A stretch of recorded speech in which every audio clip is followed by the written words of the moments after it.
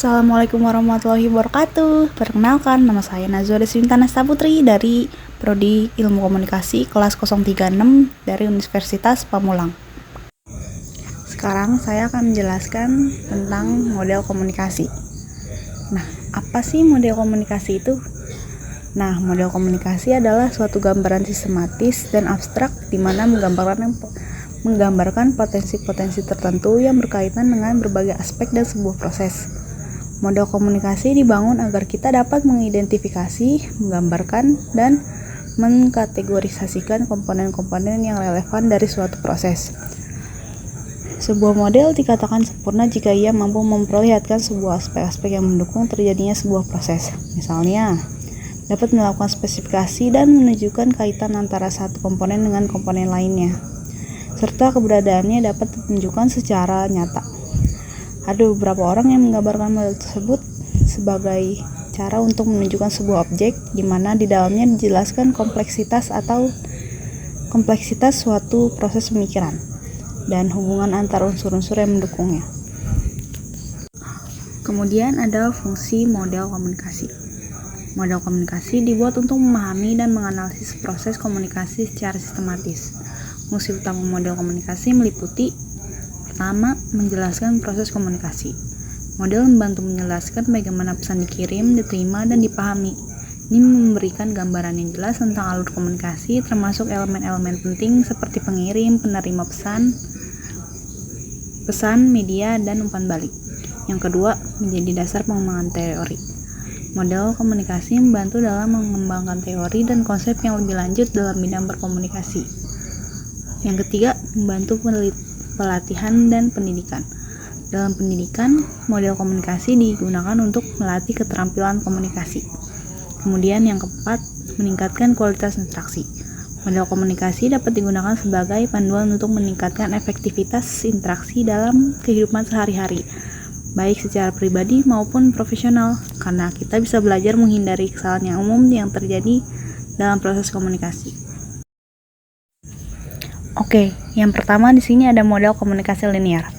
Model komunikasi linear adalah model komunikasi yang sangat sederhana dan menggambarkan komunikasi berlangsung secara satu arah. Arus pesan digambarkan bersifat langsung dari pengirim pesan ke penerima pesan. Dalam model komunikasi linear tidak terdapat konsep feedback dan penerima pesan bersifat pasif dalam menerima pesan. Model komunikasi linear yang saya ambil adalah model komunikasi menurut Shannon dan Weaver di tahun 1949.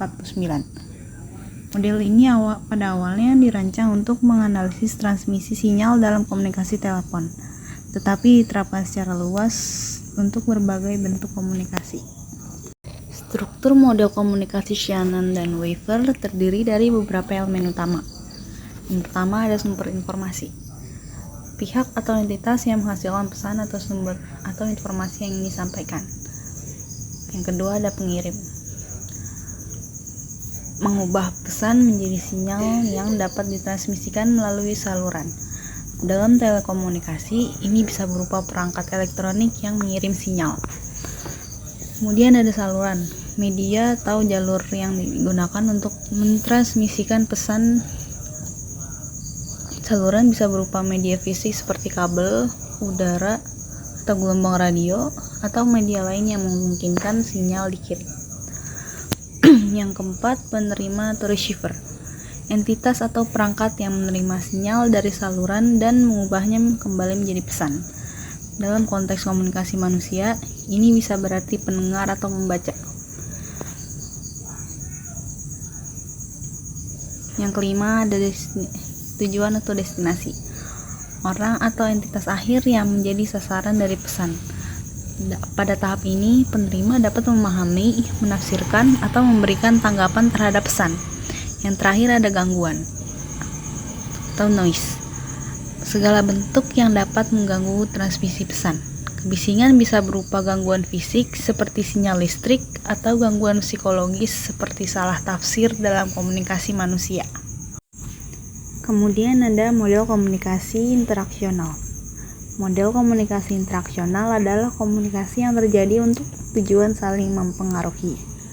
Komunikasi ini menyetarakan dengan proses sebab akibat atau aksi reaksi yang arahnya bergantian.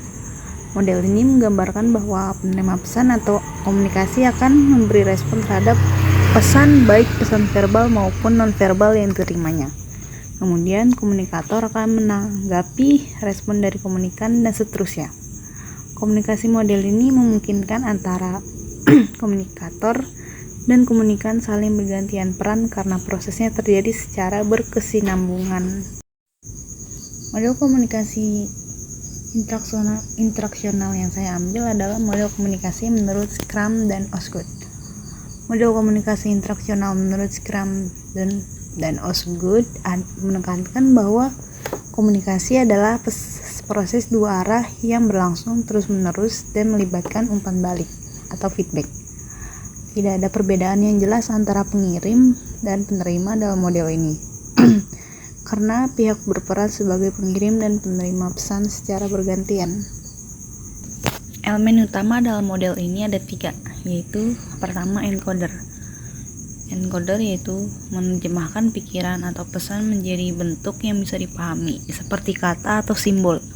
Yang kedua ada sinyal. Sinyal bisa berupa suara atau kata-kata yang diucapkan, teks, gerakan tubuh, atau tanda-tanda lainnya yang dapat diterima dan diinterpretasikan oleh penerima. Yang ketiga, memahami atau menguraikan pesan yang diterima. Selanjutnya ada model komunikasi transaksional. Model komunikasi transaksional adalah model komunikasi yang menekankan pada pentingnya peran pengirim pesan dan penerima pesan dalam proses komunikasi yang berlangsung dua arah. Model komunikasi ini mengaitkan komunikasi dengan konteks sosial, hubungan, dan budaya. Model ini lebih kompleks karena menganggap bahwa pengirim dan penerima dapat berkomunikasi secara bersamaan atau memiliki respon langsung atau feedback pada saat itu juga. Model komunikasi transaksional yang saya ambil adalah menurut Dean Berlund. Dan Berlund mengatakan komunikasi bukan reaksi terhadap suatu atau interaksi dengan sesuatu, melainkan transaksi yang memungkinkan manusia menemukan dan menisbahkan makna untuk mewujudkan maksudnya. Jadi, menurut Robert Craig menyebut